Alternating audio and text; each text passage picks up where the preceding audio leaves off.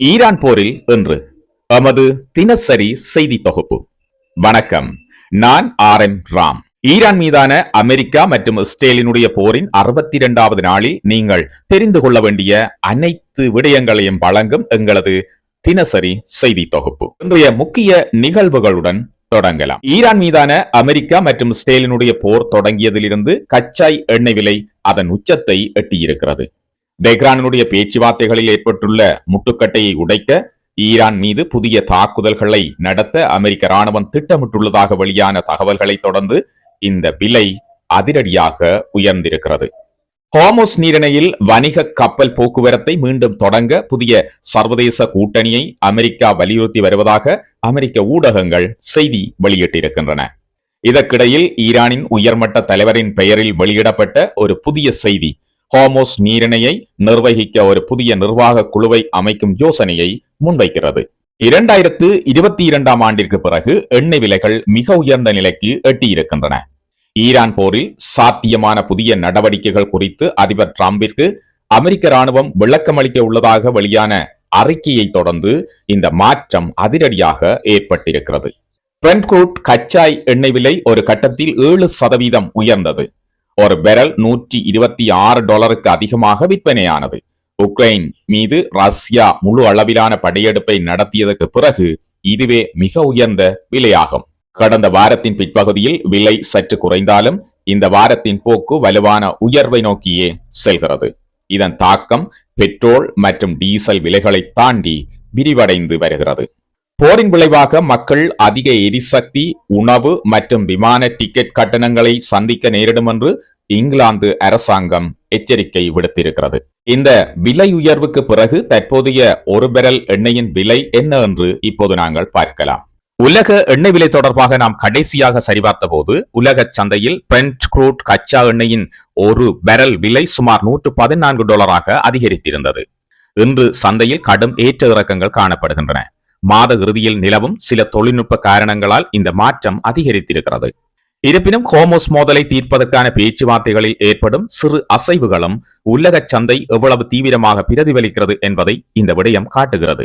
Hormuz நீரிணை நீண்ட காலத்திற்கு மூடப்படும் என்ற சூழலை எண்ணெய் விலை இன்னும் முழுமையாக பிரதிபலிக்கவில்லை என்றும் அத்தகைய சூழல் ஏற்பட்டால் விலை இன்னும் உயரக்கூடும் என்றும் ஆய்வாளர்கள் கூறுகின்றனர். இங்கிலாந்து வங்கியின் ஆளுநர் இன்று எரிசக்தி விலை அதிர்ச்சி குறித்து பேசினார். மேலும் குறைந்த வருமானம் கொண்ட குடும்பங்கள் இதனால் அதிகம் பாதிக்கப்படும் என்றும் அவர் எச்சரித்தார். அடுத்து வங்கிகள் எடுக்க போகும் நடவடிக்கைகள் குறித்து என்ன மாதிரியான திட்டங்கள் பரிசீலனையில் உள்ளன என்று பார்க்கலாம். வங்கிகள் வட்டி விகிதங்கள் தொடர்பான மாற்றங்கள் எதனையும் இதுவரை மேற்கொள்ளவில்லை. வட்டி விகிதங்களில் மாற்றமில்லை என்று வங்கிகள் கூறினாலும் எதிர்கால சூழல்கள் குறித்து கருத வேண்டும். வளைகுடா பிராந்தியத்தில் நிலைமை விரைவாக சீராகி எரிசக்தி விலைகள் குறைந்தால் வங்கிகள் வட்டி விகிதத்தை உயர்த்த வேண்டியிருக்காது. ஆனால் அடுத்த ஆண்டு இறுதி வரை எண்ணெய் விலை ஒரு பெரல் $100 மேல் நீடித்தால் பல நாடுகளில் பணவீக்கம் குறிப்பிடத்தக்க அளவுக்கு மேல் உயரும்.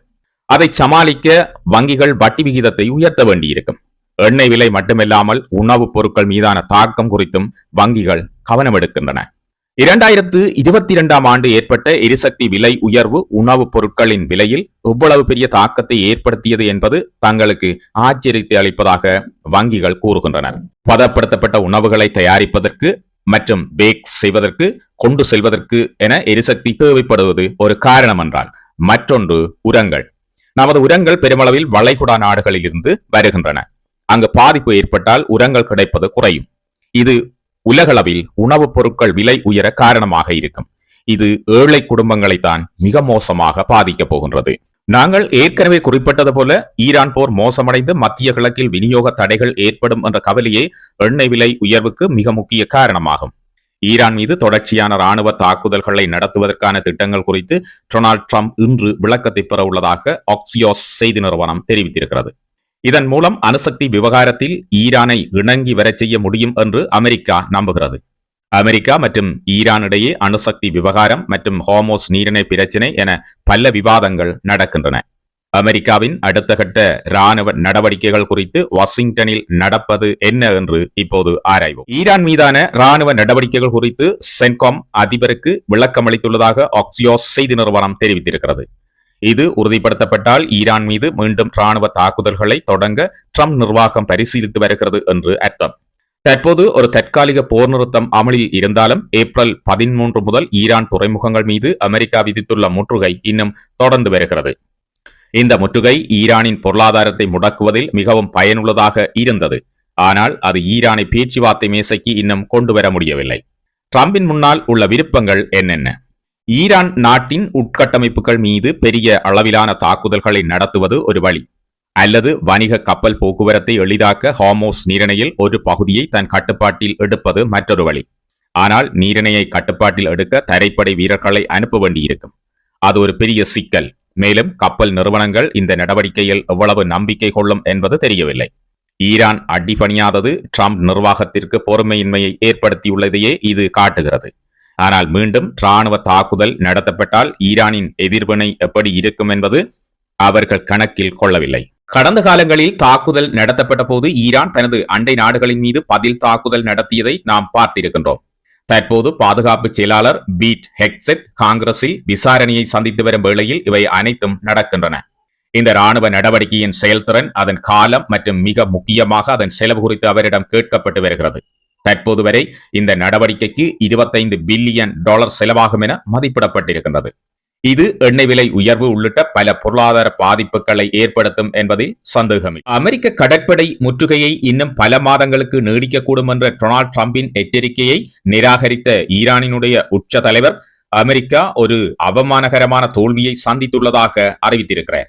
ஈரானிய தொலைக்காட்சியில் வாசிக்கப்பட்ட மொச்சபா ஹமேனியின் என்று கூறப்படும் ஒரு அறிக்கையில் தெஹ்ரான் வளைகுடா பிராந்தியத்தின் பாதுகாப்பை உறுதி செய்யும் என்றும் ஹார்மோஸ் நீரிணையின் புதிய நிர்வாகம் பிராந்தியத்தில் உள்ள அனைத்து நாடுகளுக்கும் பொருளாதார நன்மைகளை தரும் என்றும் கூறப்பட்டிருக்கிறது. உச்ச தலைவரிடமிருந்து வந்ததாக கூறப்படும் இந்த செய்தியினுடைய தொனியை பற்றி முதலில் பார்க்கலாம். ஏனென்றால் நாம் இன்னும் அவரை நேரில் பார்க்கவில்லை. அவர் பதவியேற்ற பின்னர் இதுவரை பொது வழியில் தோன்றியதே இல்லை. எனவே மீண்டும் இதுவும் ஒரு எழுத்துப்பூர்வமான அறிக்கை. மேலும் அவரை பற்றிய வீடியோ அல்லது ஆடியோ இன்னும் எதுவுமே வெளிவரவில்லை என்பதை நாம் புரிந்து கொள்வது மிகவும் முக்கியம். இது அவரது ஆரோக்கியமான நிலை மற்றும் அவர் உண்மையிலேயே இந்த மாதிரியான விடயங்களில் தலைமையில் இருக்கின்றாரா மற்றும் நாட்டை திறம்பட நடத்துகின்றாரா என்பது குறித்த ஊகங்களை தூண்டுகிறது. எது எப்படி இருந்தாலும் அவரது செய்தி ஒரு சவாலான செய்தியாக இருந்தது. எனவே அவர் மீண்டும் ஹார்மோஸ் நீரிணையை பற்றி குறிப்பிட்டிருக்கிறார். இது ஈரானியர்களுக்கு ஒரு மூலோபாய சொத்து என்று அவர் சொல்லியிருக்கிறார். அமெரிக்கா ஒரு இழிவான மற்றும் அவமானகரமான தோல்வியை சந்தித்துள்ளதாக அவர் குறிப்பிட்டிருக்கிறார். மேலும் இது நாட்டிற்கு ஒரு புதிய அத்தியாயம் என்றும் அவர் குறிப்பிட்டுள்ளார். போரின் முதல் நாளில் கொல்லப்பட்ட அவரது மறைந்த தந்தையைப் போலவே அவரும் மீண்டும் அமெரிக்கர்களை எதிர்க்கப் போகின்றார் என்பதை இது காட்டுகிறது. வளைகுடா பிராந்தியத்தினுடைய அமைதியை பேணுவதற்கு இப்பிராந்தியத்திலிருந்து அமெரிக்கர்களை வெளியேற்ற அழைப்பு விடுத்தார்.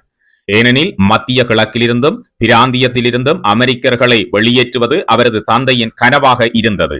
ஈரான் மற்றும் அதன் அண்டை நாடுகளின் விதி நமது கைகளிலேயே உள்ளது என்றும் ஆயிரக்கணக்கான கிலோமீட்டர் தொலைவில் இருந்து வரும் படைகளால் அது தீர்மானிக்கப்படக்கூடாது என்றும் அவர் கூறினார்.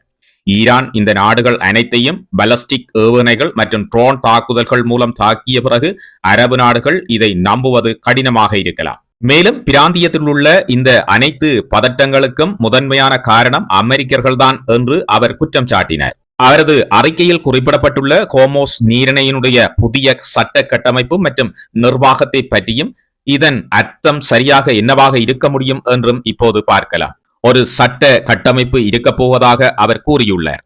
முன்னதாக ஈரானிய அதிகாரிகள் ஹார்மோஸ் நீரிணை வழியாக செல்லும் கப்பல்களுக்கு சில சுங்க கட்டணம் அல்லது வரிகளை விதிக்க விரும்புவதாக குறிப்பிட்டனர். பல தசாப்தங்களாக ஈரானியர்களுக்கு அணுசக்தி திட்டம் ஒரு செல்வாக்கு செலுத்தும் கருவியாக இருந்தது என்பதை நாம் புரிந்து கொள்ள வேண்டும்.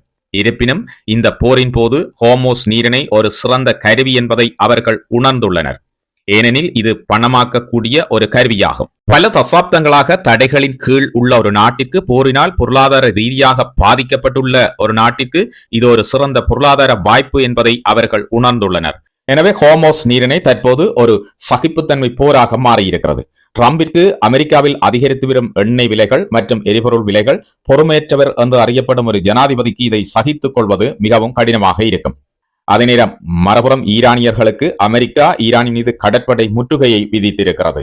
மேலும் ஈரான் நிலத்தடியில் இருந்து எடுக்கும் எண்ணெயை சேமித்து வைக்க முடியுமா என்பதும், எவ்வளவு காலம் அதை சகித்துக் கொள்ள முடியும் என்பதும் இன்னும் தெரியவில்லை. ஏனெனில் இது அவர்களின் எண்ணெய் வயல்கள் மற்றும் குழாய்களுக்கு ஈடு செய்ய முடியாத மிகப்பெரிய சேதத்தை ஏற்படுத்தும். இவை ஈரான் போரில் இன்று 62வது நாளிற்கான முழுமையான தகவல்கள். இதுபோன்ற தகவல்களை உடனடியாக தெரிந்து கொள்வதற்கு நமது சேனலை சப்ஸ்கிரைப் செய்து வைத்துக் கொள்ளுங்கள்.